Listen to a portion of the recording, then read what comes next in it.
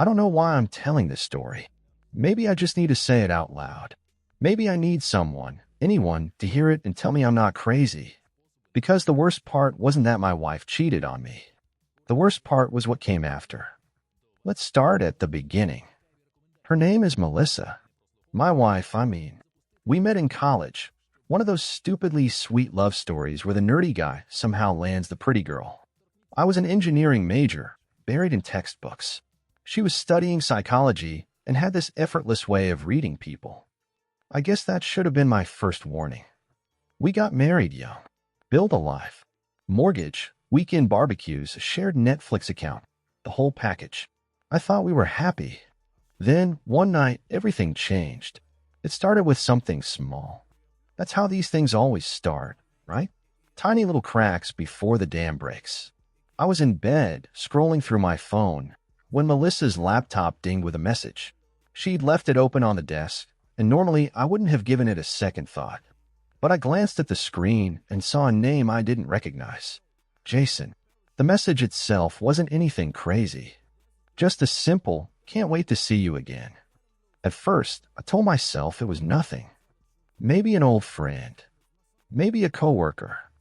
But then the laptop dinged again. Last night was amazing. I just sat there staring. My brain short-circuited. Melissa came out of the bathroom, drying her hair with a towel. She saw me sitting on the edge of the bed, her laptop still open, my face probably ghost white. "What's wrong?" she asked, all casual, like she wasn't about to completely wreck my life. I pointed at the screen. "Who's Jason?" I will never forget what happened next. She hesitated for just a second. A tiny pause. But in that moment, I saw something in her eyes I'd never seen before. A flicker of calculation. Like she was deciding which lie to tell me. And then she smiled. A little too quickly. A little too forced. "Oh," she said, waving it off. "It's nothing. Just a guy from work." But she was lying. I knew it in my gut. Still, I didn't press. Maybe because I was scared of the answer. Maybe because I wanted to believe her. That night, I barely slept. I kept thinking about the way she hesitated. The way her voice had this unnatural lightness, like she was overcompensating. The next morning, while she was in the shower, I did something I'd never done before. Something I hated myself for even considering. I checked her phone.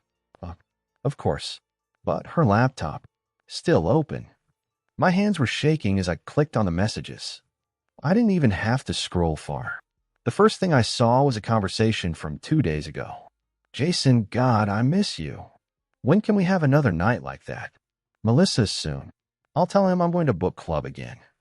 Book club. Jesus Christ. I closed the laptop so fast I almost slammed it shut. My chest felt tight, like I couldn't get enough air. I needed proof. Real proof. So I made a plan. And that's when things started getting strange. I should have confronted her right then and there. I should have held up her laptop and asked, "So how's book club, Melissa?"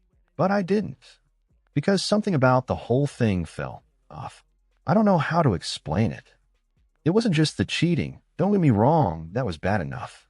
But something about the way she reacted when I saw Jason's message the night before.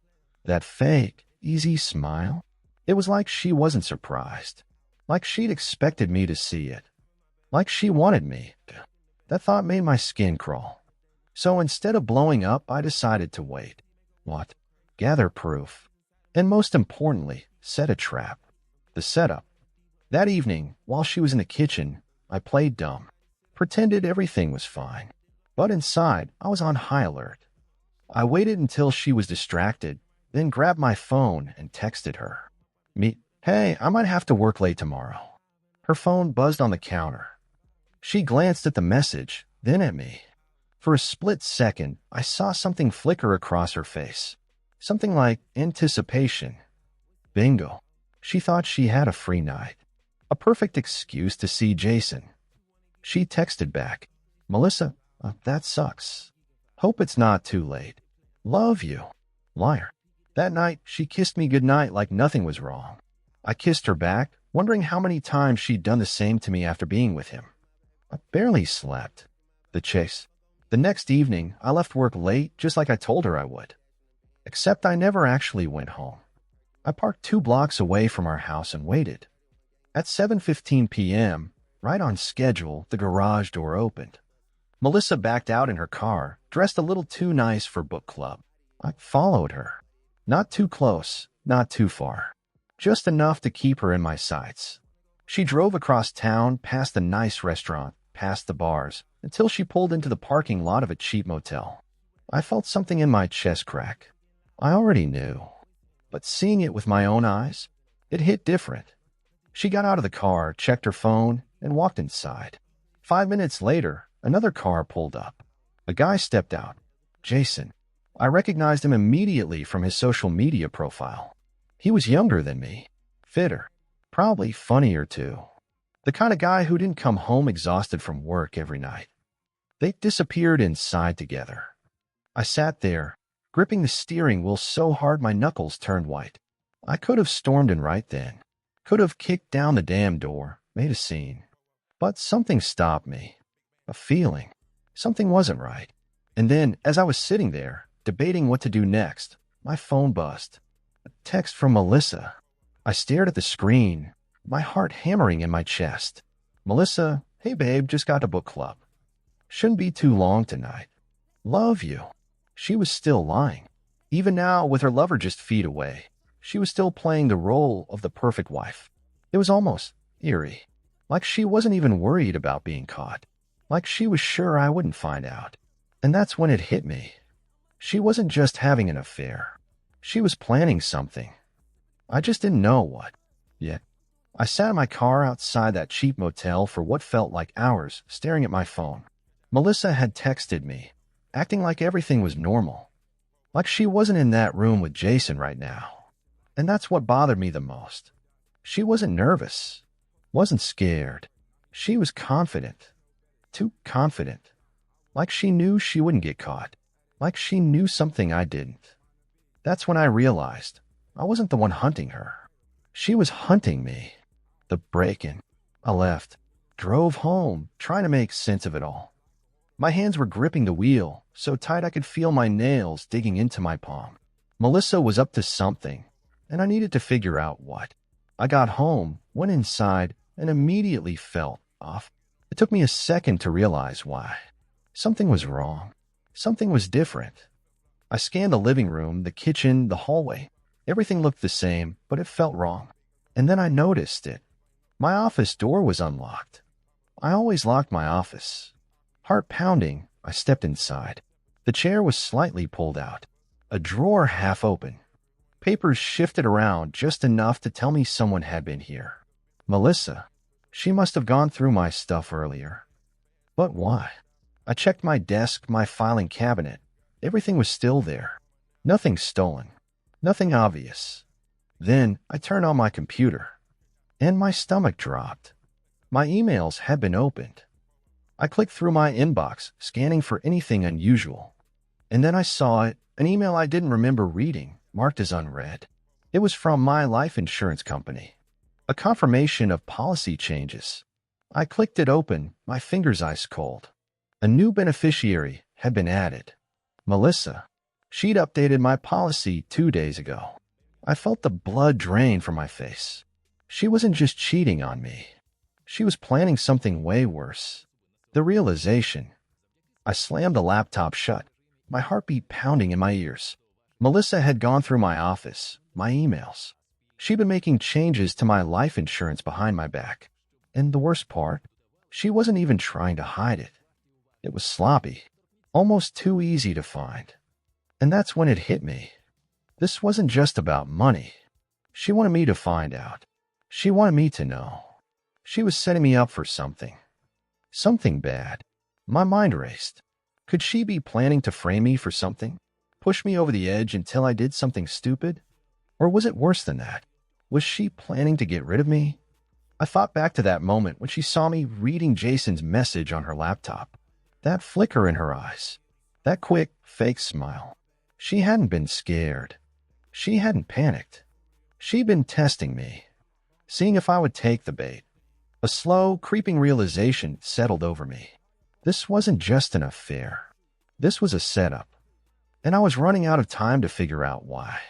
I wish I could tell you I confronted her right then, in the motel parking lot, that I did something decisive, something that made me feel in control. But the truth is I didn't. I couldn't. I was too far gone, lost in the web she'd spun, unsure of what was real and what was a trap. I sat there for what felt like an eternity, waiting, watching, listening to the hum of the world around me, while inside, I was falling apart. After what felt like hours, I finally made myself drive home. I needed to think, needed to find a way out of this. When I got back, Melissa was sitting on the couch, scrolling through her phone. Her eyes flicked up when she saw me enter, and she flashed that fake smile again, the same one I'd seen the night I caught her. "Hey, babe," she said casually. I didn't answer. I just stood there, watching her, my mind racing. I knew she was waiting for me to say something, to confront her. She was waiting for me to fall into her game. But I wasn't ready yet. Not until I had everything. "Melissa," I said, my voice low, calm. "We need to talk." Her smile faltered, just a little. But she recovered quickly. "Sure, what's up?" She leaned back, acting nonchalant, but I saw the tension in her shoulders. She was bracing herself. I was done playing games. I was done being manipulated. "I know about Jason," I said, watching her face closely. For a second, she didn't react. No shock, no surprise. Just a slight tightening around her eyes. Then she blinked, like she'd been caught off guard. "Jason?" she asked, feigning confusion. "What are you talking about?" I couldn't hold it in anymore. The anger, the betrayal, it all rushed to the surface. "Don't play dumb," I said, voice shaking. "I saw the messages." The moel. "I know everything, Melissa." Her eyes flickered. Not with guilt, but with something else. Something darker. "Okay," she said, her tone soft. Almost too soft. "I guess you've figured it out." I stood there, frozen. What the hell was she playing at? "You've been planning this for a while, haven't you?" I asked, my voice barely a whisper. "The affair, the insurance, everything. You were setting me up from the beginning." She didn't deny it. She didn't even flinch. "Not setting you up," she corrected, her voice calm, almost soothing. "I was just preparing for what I knew was inevitable." I stared at her, not understanding. "What do you mean?" She took a breath, as if she'd been waiting for this moment. "You're not the man I married anymore, Steve. You've become predictable, boring, and I've been trying to find a way out for a while. But it's complicated when you're married to someone who's not ready to let go." I blinked, trying to wrap my head around her words. "You're crazy," I spat, stepping back, feeling my blood boil. "No," she said, her voice still calm. "I'm just being realistic.